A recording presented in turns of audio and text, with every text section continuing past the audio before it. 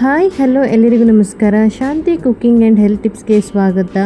ಇವಾಗಂತೂ ತುಂಬಾ ಸೆಕೆ ಇದೆ. ಈ ಸೆಕೆಗೆ ಎಷ್ಟು ತಂಪಾದ ಜ್ಯೂಸನ್ನು ಕುಡಿದ್ರೂ ಸಾಕಾಗಲ್ಲ.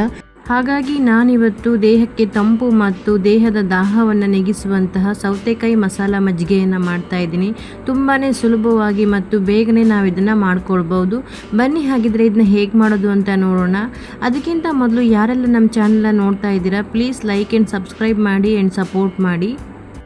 ಮೊದಲಿಗೆ ನಾನಿಲ್ಲಿ ಒಂದು ಮಿಕ್ಸಿ ಜಾರಿಗೆ ಸ್ವಲ್ಪ ಕೊತ್ತಂಬರಿ ಸೊಪ್ಪು, ಕರಿಬೇವು, ಸ್ವಲ್ಪ ಪುದೀನ ಹಾಗೂ ಒಂದು ಹಸಿಮೆಣಸಿನಕಾಯಿಯನ್ನು ಸೇರಿಸ್ಕೊಂಡು 2 ಪೀಸ್ ಆಗುವಷ್ಟು ಶುಂಠಿ ಮತ್ತು 1/4 ಸ್ಪೂನ್ ಆಗುವಷ್ಟು ಜೀರಿಗೆ ಹಾಗೂ 1/4 ಸ್ಪೂನ್ ಆಗುವಷ್ಟು ಒಣಮೆಣಸಿನಕಾಳನ್ನು ಸೇರಿಸ್ಕೊಂಡು ಕೊನೆಯಲ್ಲಿ ಇದಕ್ಕೆ ಒಂದು ಅರ್ಧ ಸೌತೆಕಾಯಿಯನ್ನು ಸಣ್ಣದಾಗಿ ಕಟ್ ಮಾಡಿಕೊಂಡು ಸೇರಿಸ್ಕೊಳ್ತಾ ಇದ್ದೀನಿ. ಇದಕ್ಕೆ ಇವಾಗ ರುಬ್ಬಕ್ಕೆ ಸ್ವಲ್ಪ ನೀರನ್ನು ಸೇರಿಸ್ಕೊಂಡು ನುಣ್ಣಗೆ ರುಬ್ಕೊಳ್ತಾ ಇದ್ದೀನಿ. ಜಾಸ್ತಿ ನೀರನ್ನು ಸೇರಿಸ್ಕೊಳ್ಬೇಡಿ, ಸ್ವಲ್ಪ ನೀರನ್ನು ಸೇರಿಸ್ಕೊಂಡ್ರೆ ಸಾಕು.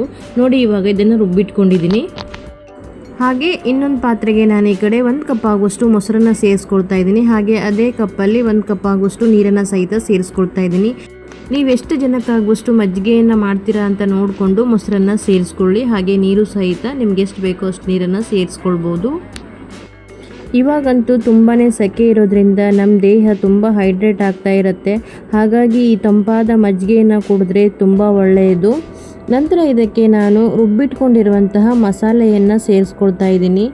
ಮಜ್ಜಿಗೆ ಸ್ವಲ್ಪ ಚಿಲ್ಲಾಗಿರಲಿ ಅಂತ ಹೇಳಿ ನಾನಿಲ್ಲಿ ಐಸ್ ಕ್ಯೂಬನ್ನು ಸೇರಿಸ್ಕೊಂಡಿದ್ದೀನಿ. ನಿಮಗೆ ಕೋಲ್ಡ್ ಬೇಡ ಅಂತಂದರೆ ನೀವು ನಾರ್ಮಲ್ ನೀರನ್ನೇ ಸೇರಿಸ್ಕೊಳ್ಳಿ.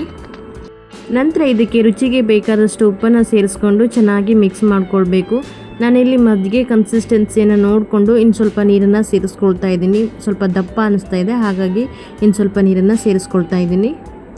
ನೋಡಿ, ಇವಾಗ ಆರೋಗ್ಯಕರವಾದ ಸೌತೆಕಾಯಿ ಮಸಾಲ ಮಜ್ಜಿಗೆ ರೆಡಿಯಾಗಿದೆ. ನಾನಿವಾಗ ರುಚಿ ಸ್ವಲ್ಪ ಇನ್ನೂ ಚೆನ್ನಾಗಿರಲಿ ಅಂತ ಹೇಳಿ ಕೊನೆಯಲ್ಲಿ ಇದಕ್ಕೆ ಒಂದು ಸಣ್ಣದಾಗಿ ಒಗ್ಗರಣೆ ಮಾಡ್ಕೊಳ್ತಾ ಇದ್ದೀನಿ. ಎಣ್ಣೆನ ಆಲ್ರೆಡಿ ಕಾಯಿಸಿಟ್ಕೊಂಡಿದ್ದೆ. ಈ ಕಾದ ಎಣ್ಣೆಗೆ ಒಂದು 1/4 ಸ್ಪೂನ್ ಆಗುವಷ್ಟು ಸಾಸಿವೆ ಮತ್ತು 1/4 ಸ್ಪೂನ್ ಆಗುವಷ್ಟು ಜೀರಿಗೆನ ಸೇರಿಸ್ಕೊಂಡು ಸ್ವಲ್ಪ ಇಂಗನ್ನು ಸೇರಿಸ್ಕೊಂಡು ಸಣ್ಣದಾಗಿ ಒಂದು ಒಗ್ಗರಣೆನ ಮಾಡ್ಕೊಳ್ತಾ ಇದ್ದೀನಿ.